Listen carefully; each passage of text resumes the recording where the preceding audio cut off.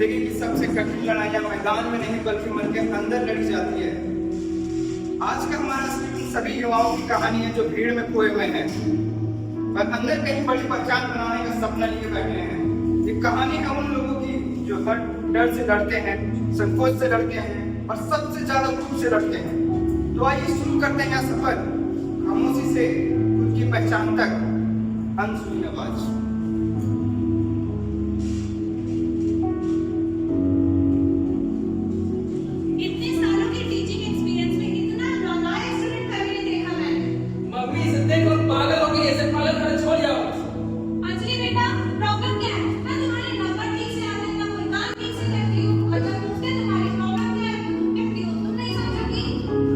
बड़ी होगी लेकिन समझदारी का नामो निशान नहीं है।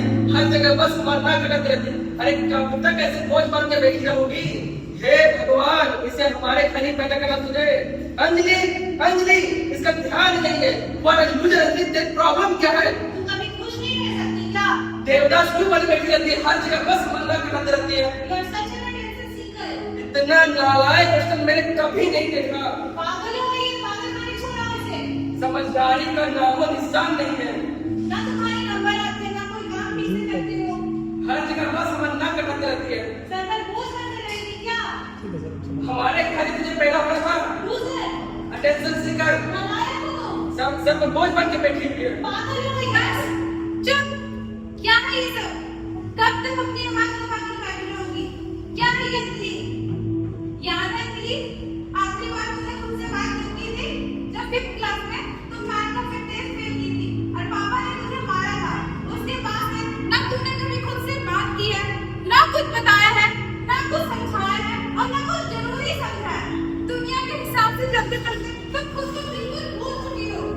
तुम अपनी बात सुनो। हमारे हिसाब से नहीं चलेगी तो फिर किसके हिसाब से चलेगी? इस दुनिया में रहना है तो हमारे हिसाब से चलना पड़ेगा। अंजलि, तुम्हें सोसाइटी के टर्म्स एंड कंडीशन के हिसाब से नहीं चलना है। ना ही मम्मी का, ना ही भाई की, किसी की बात नहीं सुनना है।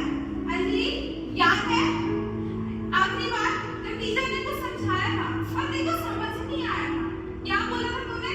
बोल। ओह, अच्छा, ये भी नहीं याद?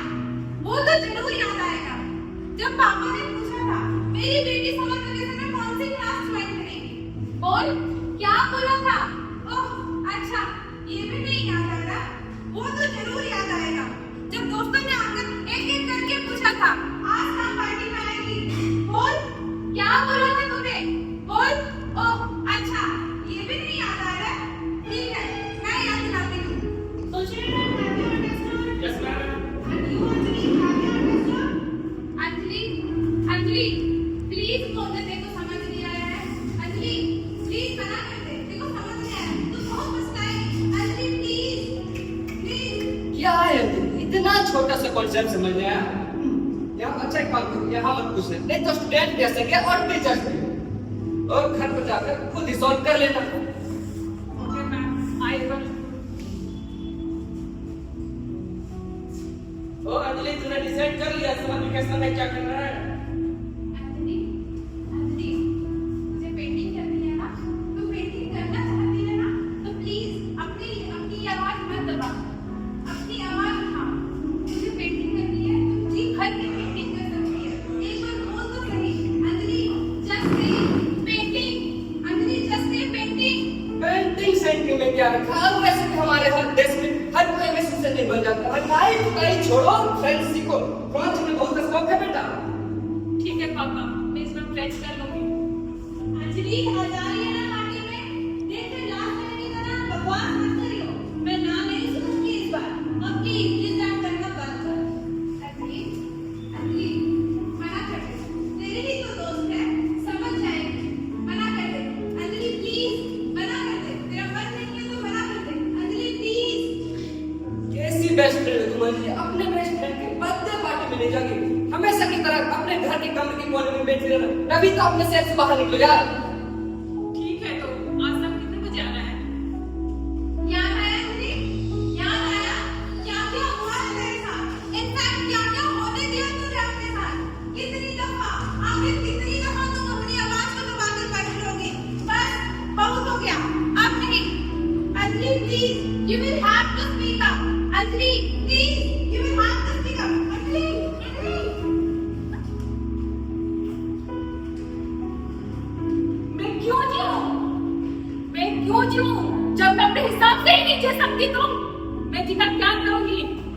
दूं कि मैं जीत सके? क्या मैं एक मौके की बिना एक मौके की बिना मैं खुद को तेरी मौका दूं कि नहीं? मैं खुद को तेरी मौका दूं कि नहीं? मुझे माफ कर दो, मुझे माफ कर दो।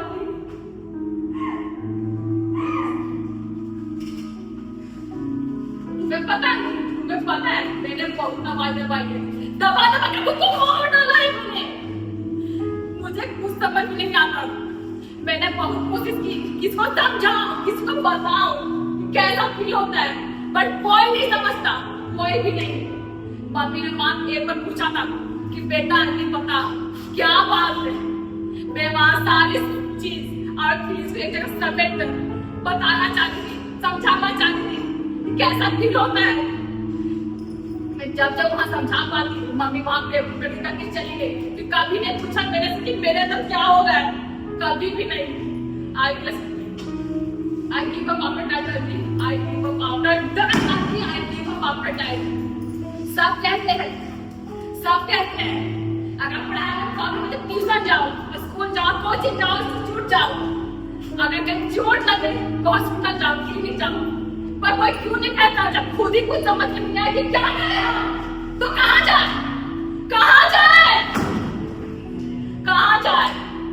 मुझे कुछ समझ में नहीं आता है। मैं थक गई हूँ, परेशान हूँ। मुझे कुछ समझ में नहीं आता। मुझे माँ की एक चीज अच्छी लगती है, कोई पेंटिंग करना।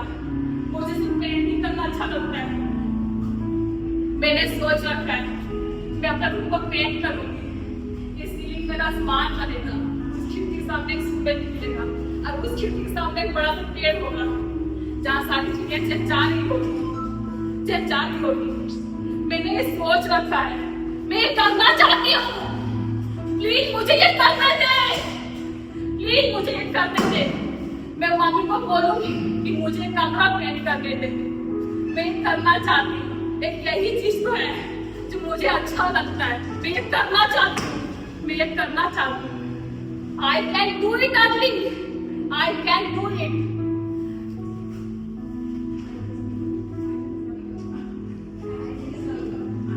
I will speak up. I will speak up. I will speak up. I will speak up.